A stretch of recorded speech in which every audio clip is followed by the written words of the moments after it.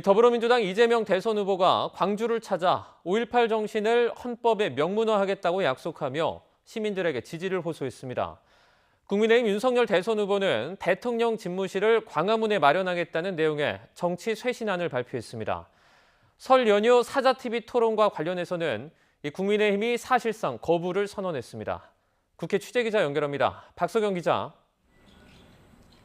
네, 국회입니다.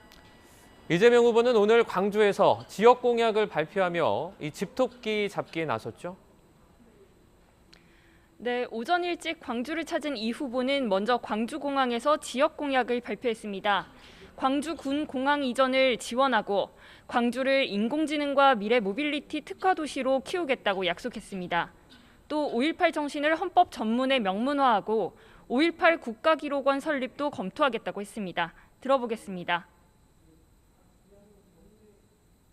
광주는 대한민국 민주주의의 심장입니다.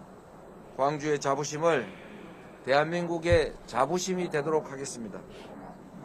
5.18 민주화운동 정신을 헌법 전문에 담아서 누구도 훼손하거나 부정할 수 없는 대한민국의 위대한 역사로 자리매김하겠습니다.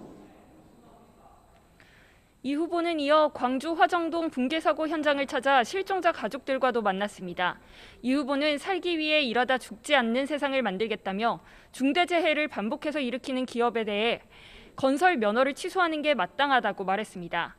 시장과 거리에서 시민들을 만난 뒤 이 후보는 오늘 저녁 광주 충장로에서 이낙연 전 대표와 함께 연설합니다.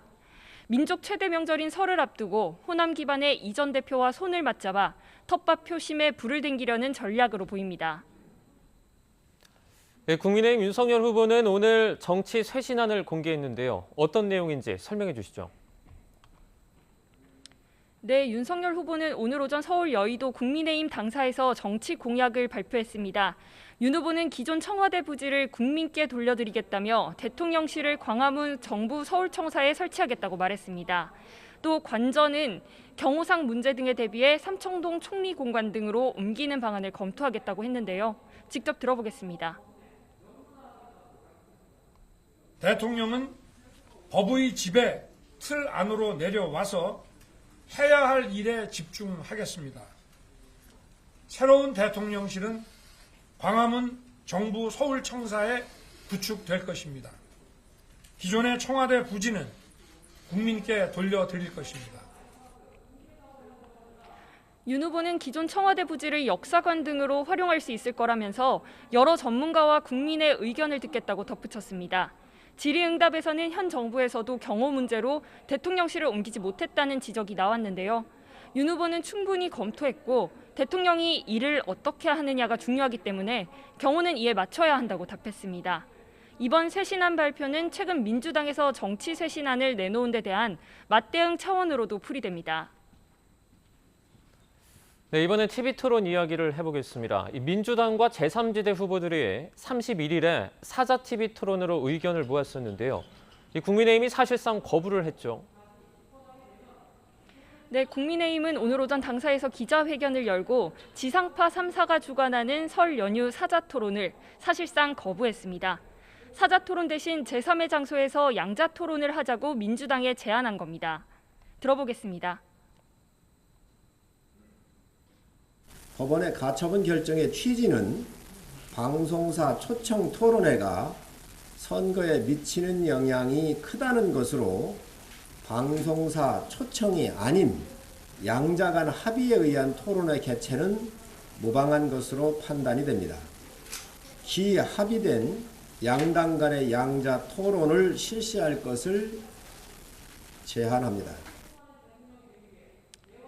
이에 대해 민주당과 국민의당, 정의당 모두 일제히 반발했습니다. 우선 민주당은 결국 사자토론을 회피하려는 것 아니냐고 압박했습니다. 오늘 갑자기 양자 토론을 새롭게 주장하고 나섰습니다.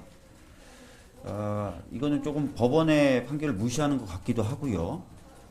또는 사자 토론을 회피할 수단으로 혹시나 양자 토론이라는 것을 사용하려는 것 아닌가라는 의심이 듭니다.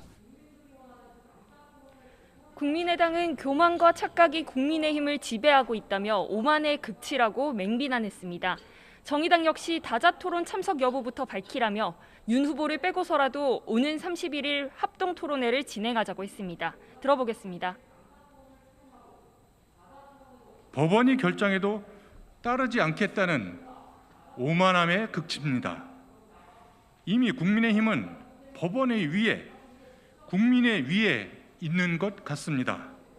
끝내 윤석열 후보가 다자토론을 피한다면 윤 후보를 빼고서라도 31일 합동토론회를 진행할 것을 이재명, 안철수 두 후보께도 촉구드립니다.